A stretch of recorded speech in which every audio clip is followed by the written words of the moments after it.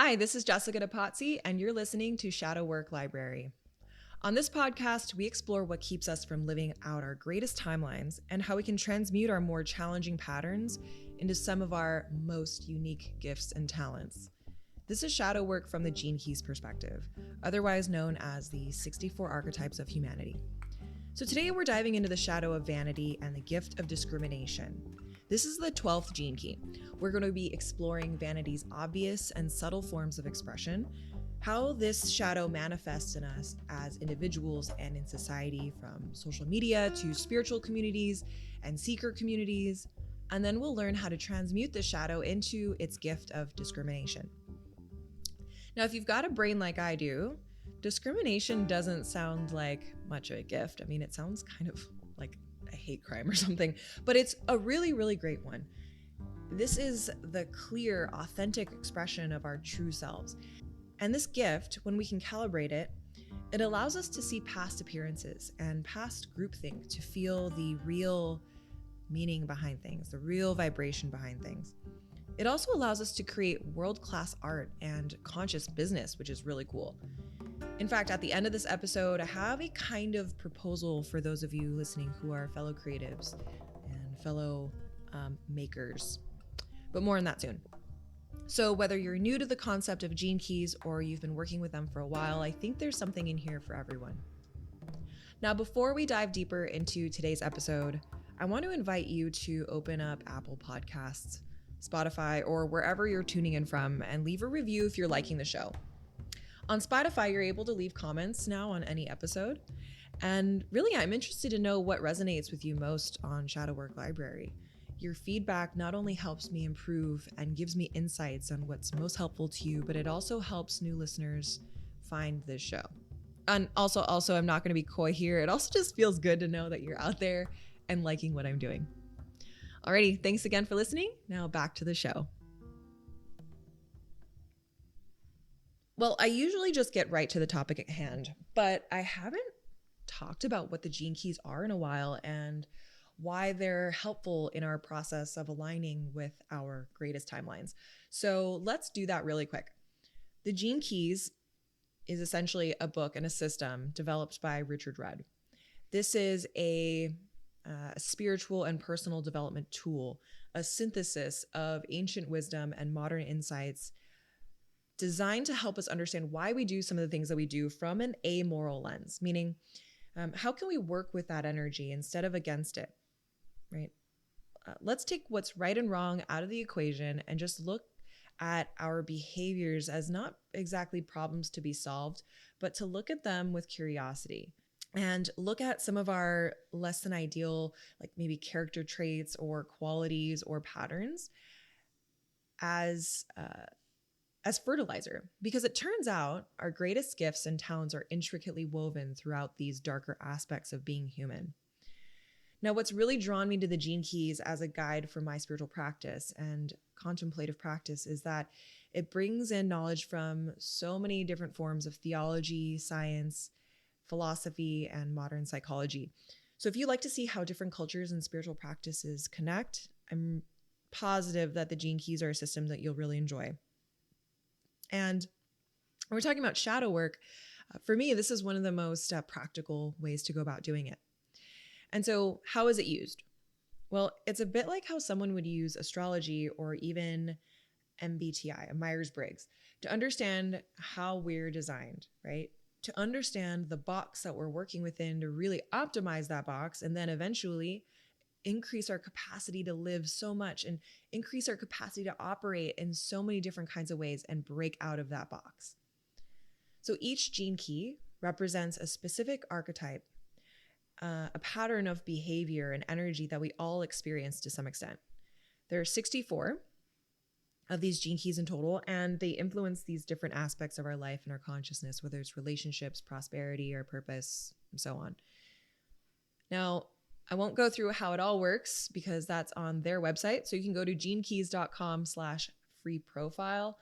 And all you need to do is add your birth information and find out what your design is through what they call a hologenetic profile. And if you do generate it, check to see if the 12th gene key is somewhere in your design. because that's what we're talking about today. If it's not in your chart, that is not a problem. Like, it's not in mine. It doesn't mean that what we're talking about today isn't relevant to you. We all have these codes in us. It just might show up more behind the scenes, or it's not a major theme for you. But yeah, on this show, I basically go through each of those gene keys in no particular order and pull out some of the universal themes. I like to dive into concepts that need some exploring and see if we can have a deeper understanding of these comparative spiritual teachings. Now, let's get back to this one today. The 12th gene key is particularly intriguing. It's associated with the journey from vanity to this transformational state of discrimination. Okay, so let's break this down. Vanity can be seen as this darker aspect of being human that convinces us that we're unique in a way that separates us from others. It's about loving our own uniqueness, sometimes a little bit too much. But the thing is, vanity isn't just about admiring ourselves in the mirror or, the more superficial way we define vanity. That is part of it, but it's really deeper and more subtle. It's multifaceted. Beyond superficial self-admiration is usually, again, this more cunning belief that our own uniqueness separates us from others. It's the way that we secretly believe that we might be a little better, a little smarter, a little bit more awake, perhaps more deserving than others. It's that inner voice that is whispering, I'm special and no one understands me like I do. Vanity is really pervasive in our society. I mean, this isn't news to, I think, anyone. Think about social media platforms and celebrity culture where people are admired for their image and their lifestyle. So vanity can drive us to seek this external validation, leading to these more superficial connections and a constant chase for approval. And it creates a barrier between who we are, our true selves, and the world, which makes genuine interactions really difficult. Now, in esoteric lore, it's said that our vertical larynx, it goes up and down, is one of the major things that sets us apart from other animals, which is interesting. This organ of speech, the tool that we use to translate our thoughts and emotions into words and audible vibrations. This connection between our voice and vanity hints at a really profound truth, that the power of our words can either bind us in an illusion or they can set us free. So when we speak from a place of vanity, our words are hollow and self-serving. They might be fantastic words. They might be fantastically talented ways of putting things together. But there's something about the vibration that's just not hitting. And I think you know what I mean by that. But when we speak from the heart and from the soul with true discrimination, our words, whether they're fancy or not, usually actually they're more simple, can carry a resonance that really touches the souls of others. So this brings us to an interesting point about language and communication. Vanity can manifest not just in what we say, but how we say it, right? That tone, the choice of words, even the pauses we take, the things that we don't say. All these reflect our inner state. When our communication is tainted by vanity, it lacks genuine connection. And it doesn't matter how smart you are, how much you're referencing, or how influential and what's the word for it? When you're in a discussion with someone, what is it called? Okay, well, that word's gonna not just come in today. Anywho, it doesn't matter how well put together the thing is, it's going to lack that vibration. That's key to having people really understand it. But when it's infused with discrimination, our words become beautiful tools for authentic expression and connection. Oh my God, what is that word I'm trying to think about? Ugh, that happens to me too often. Anyway, so as we explore more of this vanity, this shadow, the 12th gene key, just remember that this isn't an intellectual exercise. This is an invitation to really contemplate how we express ourselves, how we perceive our uniqueness, and how we can transform our vanity into a more refined, authentic expression of who we really are.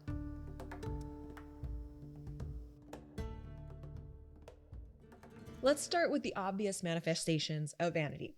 Often we see it in how people present themselves on social media, right? Platforms like Instagram and TikTok, they can be stages for showcasing these really carefully curated lives. And we all do this to some extent.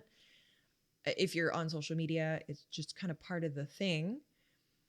Even though we're seeing things like people mowing the lawn and brushing their teeth, which doesn't seem like it's carefully curated, it's always for this algorithm, right? Especially if it's coming from creators. So our carefully curated content is happening in a different kind of way, but you get what I mean. Anyway, social media is a really obvious place to see how vanity is thriving in our era. We can see examples of where we're more concerned with how people perceive us than our genuine selves. These likes, the comments, and the shares, they can be addictive and become a form of validation that feeds our vanity and then perpetuates the cycle of our self-worth, our concept of our worth, being associated with what others like and approve of. And clearly that is a problem. Vanity also plays a very significant role in celebrity culture. So celebrities, they often project an image of perfection, and it's, I think, challenging to dissociate from the aspiration to reach that level of attention and admiration for certain people. I know that probably doesn't hit for everyone, but this admiration can come in a lot of forms. It can actually also be a disgust in celebrity culture, which doesn't seem like that's relevant in this conversation. But there's something to think about when your virtue and vice are so connected, right? If there's something that you find so repulsive in the other, okay, how is that actually something that you may have in yourself, but you're just looking at it in arguably a more negative context? Okay. So an example of how vanity can drive us to chase after an illusion, neglecting these deeper, more meaningful connections, is looking at female actors and their perfect skin and their really well done nose jobs. Maybe that's just a thing for me, but I am one to be like, must be nice. We all have our things, right? My husband's the opposite. He abhors celebrity culture. But if I were to be frank, I think that there is something about him that wants to shine more, that has him a little bit green, looking at other people that have that, right? But I'm not going to out him here. He doesn't listen to the show anyway. The reality is living a life well lived means different things to each of us. And I really want to emphasize that living a life well lived will mean different things to every single person. It'll look really different to everyone, but we're living in a kind of the remnants of a global culture that valued sameness and falling in line as a form of honor. And things like social media and celebrity culture, and I don't want to demonize those, but they're just very obvious examples. They can influence that sameness in more covert ways. Being too influenced by the spectacle of, let's say, some actually spiritual influencers, spiritual guides. That is one of the ways we can end up with a life we don't like, which sounds, ironic. And the reason for that is, our influence comes from someone else, right? And ending up with a life that you don't like happens because you're living in a way that's guided by what other people value. There's a big responsibility that goes with influence. And there's perhaps a bigger individual responsibility to consume with discrimination. Now, vanity doesn't just stop at the obvious. Let's get more interesting with this, right? It has more subtle, more hidden forms.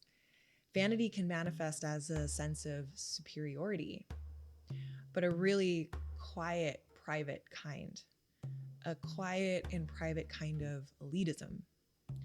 And this can be really tricky to spot in ourselves and others because it's usually disguised as humility or politeness. For example, someone might outwardly agree with others or avoid conflict, but inwardly feel like, I'm better. I'm a little bit more enlightened, right? I don't need to say anything. Maybe you know that feeling. This form of vanity can create these emotional detachment moments. And again, this lack of genuine engagement with others. In the academic world, we can see this there too. This kind of vanity looks like intellectual elitism. So scholars, experts, authors, podcasters even, they might harbor a quiet sense of superiority because they have this knowledge, or maybe they have impressive credentials. and they have listeners and followers or whatever. And while they might not boast openly, their sense of self-worth is really tied to their perceived intelligence and accomplishments. And again, barrier to authentic connection. This kind of vanity is also especially pervasive in this realm of the spiritually evolved, so moving beyond like the spiritual influencers and spiritual guides and spiritual leaders, just people who are on a devotional path. By doing the work, we just become aware of those who aren't doing the work, for lack of a better word, right? And this creates separateness in itself. This kind of vanity is particularly insidious because it hides behind the guise of spiritual growth, and that makes it really hard to recognize and address. Just consider, how is it even possible to evolve your spirituality and your devotional practice and your existence without also recognizing that there are those who aren't doing that? Richard Rudd says in the Gene Keys that we can't even really get rid of vanity. The more work you do on yourself, the more it clings to you like lichen on a mountainside. And that's the dilemma of vanity. At its core, vanity is about the illusion of separateness, the belief that we're distinct and separate from others. And this belief creates that fundamental tension between our need for individuality, which we're pulling in with one hand, and our yearning for connection and unity, right? So it's like we're pulling in, desiring unity, and then we're pushing it away with our need for individuality, which creates separateness. Vanity convinces us that our uniqueness makes us special, but it also isolates us, and that makes it difficult to form these genuine relationships. It's evident in our fear of vulnerability. Vanity makes us put up these emotional barriers to protect ourselves from being hurt. So we guide our hearts, and we only allow in people on our own terms and in controlled bursts. And this creates a paradox where we crave connection, but we fear the vulnerability it requires. And oh my God, I totally resonate with that. The shadow of vanity is very real for me. There, I said it. So another aspect of this dilemma is this balance between self-love and universal love. Vanity begins as a form of self-love, right? If we think about like loving our own uniqueness, it sounds like a good thing, right? And it is generally the journey that we need to go on. But if we're real about it, it is a limited, ego-driven love. Now, this is a kind of a hard conversation to have, because we should, and most of us in the West, at least, because I can speak to that, we are on a journey to love ourselves more because we are battling the spectacle of social media and whatever. And it maybe being in a more ego-driven form of self-love is the right way to go for a lot of us. Again, we're looking at this from an amoral lens, taking out the shoulds out of everything. But if we want to evolve beyond vanity and this superficial self-love, we really need to expand our self-love to include others. This means recognizing that loving ourselves actually involves loving all beings, all things, even the beings that we don't agree with, even the beings that perceptually make our lives more difficult, even the beings that get in the way, you could say, of our alignment, right? And once we can move beyond that illusion of separateness, which is no easy task, I get it, that's when we really can embody a form of self-love that transcends vanity. Now really think about that one, right? Like, how do we love ourselves without separating ourselves from everything else? How do we honor and love our uniqueness without identifying as being separate? That's kind of hard. That's next level self-love, my friends. But it's possible, right? The fear of losing our perceived power is this element of vanity's dilemma. And so I think that's a good place to look at. Vanity gives us a sense of control and quiet, private superiority, but that is an illusion. True power comes from authenticity and connection, not from ego-driven separateness. Letting go of vanity means embracing vulnerability and authenticity, which can feel like you're losing control because maybe we are, but ultimately it does lead to more of a real felt sense of inner strength. Understanding these layers of vanity and understanding fears is really important for transmuting the shadow into the gift of discrimination. At least this is my method. I like to know intellectually the subtle ways these shadows like vanity influence our thoughts, behaviors, and our interactions. It just makes it that much easier to see beyond the veil of implicit biases. Now, that aside, most of our spiritual evolution and shadow work happens way outside of the mind. But when we use our mind in the right way, which means to collect information, we can make that process a lot easier, because then we can use our intuition to choose what information we want to embody. Now let's talk about the powerful transformation that lies beyond vanity, and this is the gift of discrimination. Like true shadow work, this isn't about just moving past the shadow and saying it's bad and ignoring it. This is actually about embracing that energy behind it and using it in a different and more elevated way. So the energy behind vanity is seeking a higher vibration, right? Through vanity, we're seeking an elevation of some kind, a depth, and I know those two things are different, elevation and depth, but there's a penetration into something more meaningful, more important, more. And if we acknowledge that there is this driving force within us to be better and to seek better, then, well, let's work with that, right? If we can calibrate that energy away from a love of our own uniqueness and superficial separateness, we can move it toward having the clarity and insight to see things as they truly are. And that's when vanity turns into this gift form of discrimination. Discrimination allows us to discern between what's superficial and what's genuinely valuable or genuinely beautiful or genuinely practical, both within ourselves and the world around us. So when you hone this gift of discrimination, you develop this ability to see beyond the surface. You can recognize the deeper qualities in people, and like the real qualities in situations and the real qualities of yourself. And you're not swayed by appearances or first impressions or groupthink. Instead, you can look to understand the real nature of things. And let me just stop there. That alone, the ability to see beyond appearances and societal influences and see what the vibration holds, like really holds, is insanely helpful in the world that we live in. We have so much coming at us. I'd actually say it's more of an obligation to develop this gift of discrimination, this intrinsic ability to discern the essence of things and to recognize what's really authentic. I mean, at least if you don't want to be superficially influenced. And I don't like when that happens to me. It happens. This gift allows us to engage deeply with our environment and distinguish what aligns with our inner truth from what doesn't. So how does this calibration work? Well, we need to develop this heightened sensitivity to the subtleties of expression.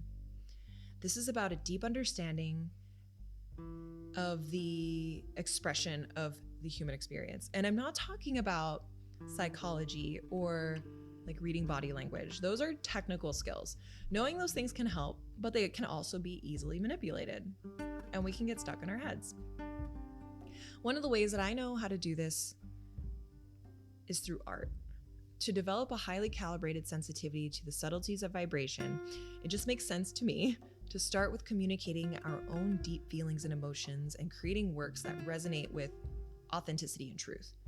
This could be through writing, building something, drawing, music, speaking, dancing. It could be incredibly abstract and not be considered art to anyone other than you. But the key is when we alchemize our darkness, our illusions of separateness, right? Like we're working with this energy we have anyway, and we turn it into art. We can see the magic that emerges from it. And if you can see your own alchemization, you can start to see it in others too, in other situations. When we channel our vanity through the gift of discrimination, it can become a really powerful force of artistic expression that inspires others also. Maybe not in a literal sense, right? Like maybe we're not creating like life coaching courses, but there's a vibration behind the thing that you're doing, the thing that you did or created that's stirring, like really stirring people because of the authenticity behind it. The transformation of vanity into a force for appreciating and creating beauty is a crucial aspect of becoming a world-class artist. And if you own a business, this is really, really important for you too. The creation that comes from discrimination is passionate and it's intense and it's filled with, often, the kind of drama and theater that we're missing these days. I mean, like real drama that's deeply moving and impactful. Discrimination is such a beautiful superpower at its core because it's all about using what we've got to create and cultivate profound inner clarity and alignment with the divine. And as that energy trickles into our human experience, this is the energy that creates conscious legacies and shifts timelines. The gift of discrimination has a profound impact on society. It brings forth real educators and real artists and real creatives who can elevate this collective consciousness. These are the people who have the ability to see through the illusions of the world and bring forth messages that resonate with the soul.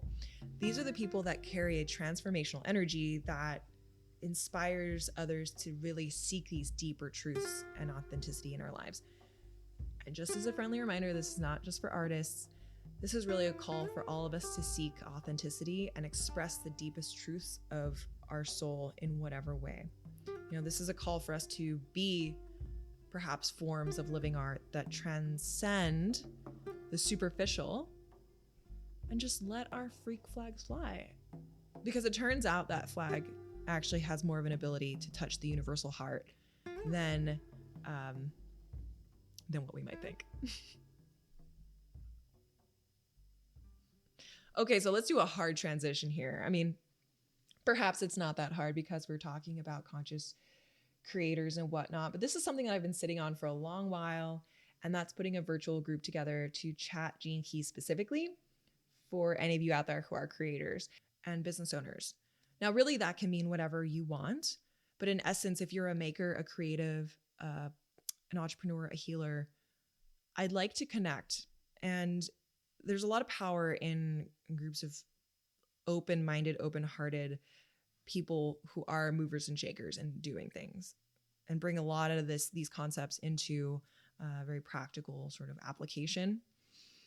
I guess this is a mastermind of sorts, for lack of a better word. And because I'm launching this without a website and without a plan, to be honest, just a general framework and a lot of confidence that the right people are going to come together, I'm just thinking this is $45 a month. And yeah, for anybody who wants to join now before I have a lot of the details put together. Isn't this a great way to launch something? I'm just going to be honest. I'm looking to do something. Do you want to join? And if you do, you can shoot me an email at jessica@posttraumaticgrowth.film. I'll have my email in the show notes. Anyway, yeah, this could turn out to be something bigger. It could just be a few of us. Who knows? So what we'll do when you send me an email is we can hop on a quick Zoom, just to chat, get to know each other a little bit before I put this thing together, and then I'll keep in touch once I have some details. All right. Thank you for choosing to spend some of your time here. I really look forward to connecting with those of you who are interested in this in person, if this is feeling correct for you. And for any of you who are not interested at all, hey, that's cool. You can also find me on Instagram at JessicaDePatie_. That's DEPATIE. Alrighty, everybody stay safe, but not too safe. And I will talk to you again soon.